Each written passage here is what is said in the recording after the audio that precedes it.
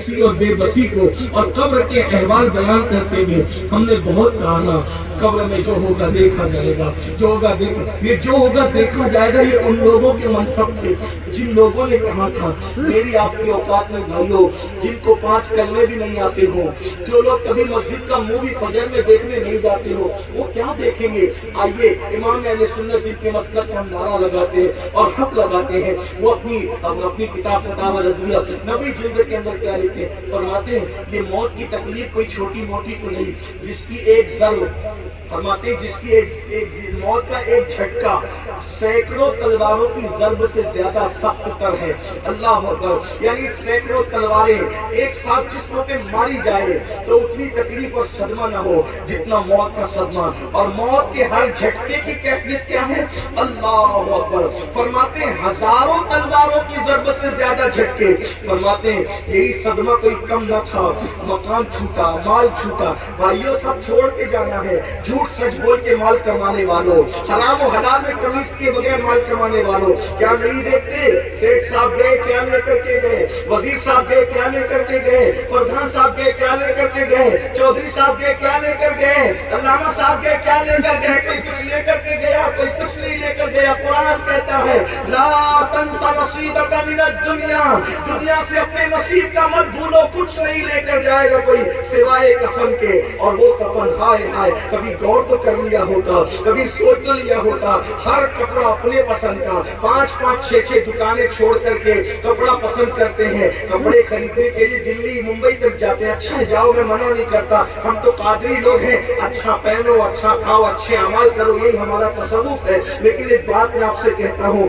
سارے کپڑے اپنی پسند کے، لیکن ہائے رے ہائے جو آخری میں پہننا ہے وہ کپڑا اپنی پسند کا کبھی نہیں ہوتا، اس میں نہ جیب ہوتی ہے نہ قبر میں تجوری ہوتی ہے۔ میرا مال میرا مال میرا مال، مال پہ غرور اور گھمنڈ کرنے والوں کس پر اترا رہے ہو، کس پر گھمنڈ کر رہے ہو، کس پہ تکبر کر رہے ہو؟ اللہ کو بھولا ہے، آخرت کو بھولا ہے، وہ آخرت جس کے بارے میں قرآن کہتا ہے والآخرۃ خیر وابقیٰ، آخرت بہتر ہے، باقی رہنے والی ہے، دنیا فنا ہونے والی، کوئی کچھ نہیں لے کر کے جائے گا۔ بڑی معذرت، بڑی معذرت، اس مال کو کمانے کے لیے ہم نے جھوٹ سچ میں فرق نہیں، ہمیشہ رہنا چاہیے۔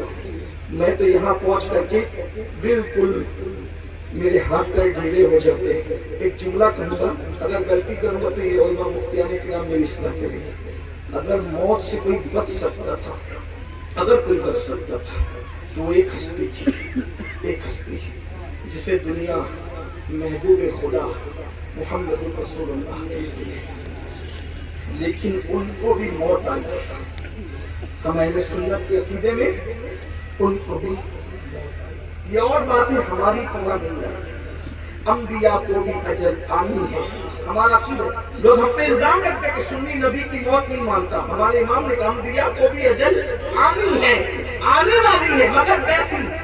مگر ایسی کہ فقط آنی ہے، ایک آن کے لیے آتی، پھر وہی موت کے بعد ان کی حیات مثل ثابت وہی جسمانی ہے، ان کی ازواج کو جائز نکاح اس کا ترکہ بٹے جو فانی ہے، نبی مر کے مٹی میں نہیں ملتا، تو زندہ ہے بندہ، تو زندہ ہے بندہ، میری چشم عالم سے چھپ جانے والا، اتنا ضرور سوچ لو، جس کی خاطر کائنات بنایا، جس کی خاطر کائنات بنایا، جس کو مالک جنت بنایا، جس کی رضا چاہا والا سوف یعطیک ربک فترضی، جسے موت و حیات کا اختیار عطا کیا، انہوں نے بھی موت کا مزہ چکھا۔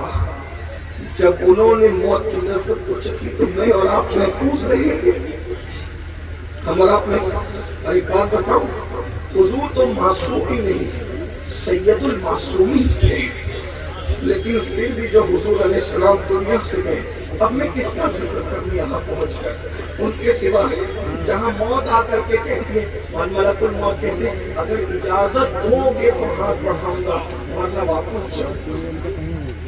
ان کی بارگاہ میں یہ ادب ہے حضرت ملک الموت، آپ سے پہلے کسی سے اجازت نہیں لی، آپ کے بعد بھی اس طرح کی اجازت کسی سے نہیں لی جائے گی۔ لیکن ام المومنین کہتی حضور جب دنیا سے جا رہے تھے اتنی تکلیف تھی، اتنی تکلیف، کہ ہم لوگ چادر بھگا بھگا کر پانی میں حضور کے بدن پہ ڈالتے تھے اور چند لمحوں کے بعد بخار کی شدت کی وجہ سے وہ سوکھ جاتی تھی۔ ٹھنڈے پانی کے کٹورے بھر کے حضور نے اپنے سامنے رکھے تھے اور ٹھنڈے پانی کے کٹورے میں ہاتھ ڈال کر کے کہتے تھے موت کی تکلیف بڑی سخت ہے، موت کی تکلیف کون؟ حالانکہ یہ کیوں ہوا تھا؟ اس لیے ہوا تھا کہ حضور نے کہا تھا کہ میری امت کو جو موت کے بعد تکلیف ہوگی وہ ساری تکلیف مجھے ڈال دی جائے اور میری امت کی تکلیف ہلکی کر دی۔ لیکن بارہ اندازہ کریں موت کیا، موت ہے کیا؟ یہ سیرت کی کوئی بھی کتاب اٹھا کر دیکھیں، لیکن بے ادبی کی بات نہیں کرنا۔ میرا پورا مسلک ادب ہے، الحمدللہ تعالیٰ، الحمدللہ ہمارا مسلک۔ لیکن یہ اللہ رب العزت کی خوشی ہے، اللہ رب العزت سب کو جتنا بخار ہوتا ہے انبیاء کو اس سے زیادہ بخار ہوتا ہے، کیونکہ اللہ کے جو جتنا قریب ہوتا ہے اللہ اس کو اتنا زیادہ آزماتا ہے۔ غور کیجیے، آپ کیا سمجھ رہے ہیں؟ یہ راتوں میں نرم نرم گدوں پہ سونے والوں، قبر کی پہلی رات بغیر بستر کے سونا بھی یاد کرو۔ بس میں اپنی گفتگو کو طول نہیں دے رہا ہوں، اینڈ کرنا میں نے پہلے ہی کہا تھا کہ میں لیکن اب سن بہت اچھا ہے، لیکن بات سمیٹتا ہوں، دھیان سے سننا، سننے سے زیادہ سمجھنا، غور کرنا۔ خدا کرے ہم اور آپ بدل جائیں، نہیں بدلو گے جنازے میں پچھتاؤ گے۔ ہو سکتا ہے کسی کے یہ پھرتے پھرتے جملے تمہیں جنازے میں یاد آئے اور پچھتاؤ، لیکن اس وقت تو پچھتانے سے کام نہیں سکے گا۔ سمجھنا ہے تبھی محلے کی عورتوں پہ پاک کی نظر ڈال کر ملے گا کیا؟ سالیوں کو بدکاری کی نظر سے دیکھ کے ملے گا کیا؟ موبائل کی اسکرین پر ہیرو ہیروئن کی تصویر رکھ کر ملے گا کیا؟ اس لیے نہیں آئے کہ صرف نیک عمل کے لیے، آخرت سجانے کے لیے، آخرت سنوارنے کے لیے، احساس کر لو۔ امام اہل سنت فرماتے ہیں کہ یہ صدمے کم نہیں تھے، منکر نکیر آئے۔ یہ منکر نکیر دو فرشتے ہیں، منکر نکیر دو فرشتے ہیں۔ اب ذرا ان کا حال سنو۔ امام اہل سنت کو ہم نے کہیں کہیں سے لیا ہے، پورا امام اہل سنت کو نہیں پڑھا، نہیں پڑھا۔ میٹھا میٹھا حق حق، کڑوا کڑوا جھوٹ وہ امام کہنے، ذرا لکھ لیں، اور اپنی طرف سے نہیں، احادیث کا اتنے مجموعہ نچوڑ کر انہوں نے پیش کیا ہے۔ جب میں نے حدیثیں دیکھی تو میں نے دیکھا کہ امام نے اپنی طرف سے لکھا۔ دیکھیے منکر نکیر، پہلی بات ایک بات آپ کو کہوں نوجوانوں سے خاص کر، اس پہ ہم اطلاع نہیں، ادھر دل کی دھڑکن تیز ہوئی، ہارٹ اٹیک ہوا، مر گئے، لوگ کہتے ہیں تو بیٹھا تھا مر گیا۔ اور یہ دنیا اتنی بے وقت ہے، جو تمہیں نشے کی طرف لے جاتے ہیں نا، یہ تمہارے دوست کی دشمن ہے۔ زنا کے اڈے اور بدکاریوں کے اڈوں کی طرف لے جاتے ہیں، تمہارے دوست کی دشمن ہے۔ یہ دنیا بہت بے وقت ہے۔ سب سے پیار کرو، سب سے اخلاق کے ساتھ پیش آؤ، سب کو تحفے دو، تحفے لو، سب کرو، دل کسی سے بدلے۔ یہ غدار ہے، اللہ نے دنیا سے بڑھ کر بے وفا کسی کو قرار ہی نہیں۔ مت لگاؤ کسی سے، دل مت لگاؤ، دل لگانے سے اپنے اللہ سے لگاؤ اور اس کے محبوب سے، دل اس کو دو، اس کے محبوب کو دو، باقی کسی کو نہیں۔ سب کے ساتھ حقوق ادا کرو، پیار ادا کرو، بس جتنا ہی جتنا حکم دیا گیا ہے۔ دل لگانا ہے تو اللہ سے، صرف اللہ، لیکن ہم نے اس سے دل نہیں لگایا۔ ہاں دوست تو ملے گا، 3 گھنٹے بیٹھیں گے اس کے ساتھ، کبھی اللہ کی بارگاہ میں بیٹھنے کا وقت نکالا؟ بولو کبھی نکالا؟ کبھی رسول اللہ پہ درود پڑھنے کا وقت بھی نکالا؟ ہم نے فلم اور سیریل دیکھ کر تو رویا ہے، کبھی قبر کا حال سن کر بھی رویا، کبھی اللہ کے خوف سے بھی آنسو بہائے، کبھی قبر کو بھی یاد کیا نہیں؟ تو سنو آج یاد کر لو، مرحومہ خیر النساء کو اللہ رحمت فرمائے، آج اس کے اصالے ثواب کی خاطر محفل سجی ہے، تو یاد کر لو۔ ہو سکتا ہے یہ یاد کرنا ہی کسی کی زندگی کے انقلاب کی ضمانت ہو جائے۔ میرے امام لکھ رہے ہیں، فرماتے ہیں یہ صدمے کوئی کم نہیں تھی، ایک ایک موت کا جھٹکا سینکڑوں تلوار کی ضربوں سے زیادہ، اور موت کا ایک صدمہ ہزاروں تلوار کی ضربوں سے زیادہ۔ ابھی یہی ہوا، ابھی یہی ہوا، تو قبر میں ڈال دی گئی، قبر میں سب چھوڑا، سب ایک جھوٹا خواب کی طرح جھوٹا، لمبو لئی رہے کھیل کود کی طرح، بینک بیلنس پڑا رہا، بچے پڑے رہے، بیوی پڑی رہے، دوست سب۔ بھائیوں لوگ تو آج اتنے خودگرض ہیں جن سے جگری دوستیاں ہوتی وہ جنازوں میں بھی نہیں جاتے۔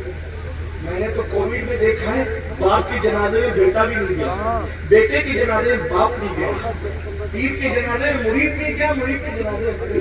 میں کسی کی برائی نہیں کر رہا، میں تمہیں توڑنے آیا ہوں، لیکن میں نے یہ دیکھا ہے لوگ اپنے پیسے کے کفن میں بھی دنیا سے نہیں گئے، کس پہ غرور کرتے؟ گورنمنٹ کے پیسوں کے کفن میں لپٹے گئے لوگوں کو تو غسل بھی نصیب نہیں ہوا، اس کی قبر ہمیں پتہ نہیں، کس پہ غرور کرتے ہو؟ کس پہ قبر کرتے ہو؟ کس پر؟ یہ ناپائیدار دنیا پر امام کہتے شہد دکھائے ظاہر بلائے قاتل ٹائم شوہر کش اس مردار پہ کیا للچایا دنیا دیکھی۔ اب منکر نکیر آئے قبر میں کیسے امام لکھ رہے ہیں، تصور کیجیے، کہتے ان کی جو آنکھیں منکر نکیر کی جو قبر میں سوال کرنے آتے ہیں تانبے کی دیگوں کی طرح بڑی بڑی ہے، کتنے بڑے ہوں گے وہ سوچو ذرا، جو تانبے کی دیگ ہوتی ہے اس میں آپ لوگ کھانے والے پکاتے ہیں شادیوں میں، بڑی اس کی آنکھیں اتنی بڑی ہیں، ایک بازو سے دوسرے بازو تک کئی کلومیٹر کا فاصلہ، اتنے چوڑے بازو ہیں، اور ان کے ناخن لوہے کے ہیں، لوہے، ان کے دانت بیل کے سینگ کی طرح ہے اور اس سے انگارے نکلتے ہیں، آنکھوں سے انگارے نکلتی ہیں، کالی کالی شکلیں، سر سے لے کر پیر تک بال ہی بال، اور زمین کو ناخوں سے چیرتے ہوئے آتے ہیں، جھاڑتے ہوئے آتے ہیں۔ امام کہتے ہیں اتنی بھیانک شکل ہوتی ہے، اگر ہزاروں کے مجمع میں بھی ان کو دیکھ لو تو اوسان خطا ہو جائے، انسان کے حواس بحال نہ رہے، لیکن اکیلا انسان، اندھیری قبر ہے، ابھی ابھی گھر چھوٹا ہے، ابھی ابھی نرم نرم گدے چھوٹے ہیں، ابھی ابھی خوشبو اور تکلیف چھوٹے ہیں، ایک اکیلا انسان ہے، اکیلا انسان وہ پڑا ہوا ہے، اور اس کے بعد آتے ہیں اور زمین چیرتے ہوئے انگارے نکل رہے آنکھوں سے، دانوں سے انگارے نکل رہے، اور ان کے ہاتھوں میں لوہے کا گوز ہوتا ہے، ہتھوڑا۔ امام لکھتے وہ ہتھوڑا اتنا وزنی ہوتا ہے کہ سارے جنات اور انسان مل کر بھی اس ہتھوڑے کو اٹھائیں تو سب مل کر بھی اس ہتھوڑے کو اٹھا نہیں سکتے، وہ ہتھوڑا لے کر کے آتے ہیں اور آ کر کے سیدھا جھپٹ کر سیدھے منہ بات بھی نہیں کرتے، جھنجھوڑ کر کے اٹھاتے ہیں۔ آدمی کی کیفیت کیا ہوتی ہوگی ذرا سوچو، گناہ کرنے سے پہلے، مسجدوں کو ویران کرنے سے پہلے، بس اتنا ہے، اللہ رحم کرے تو ٹھیک۔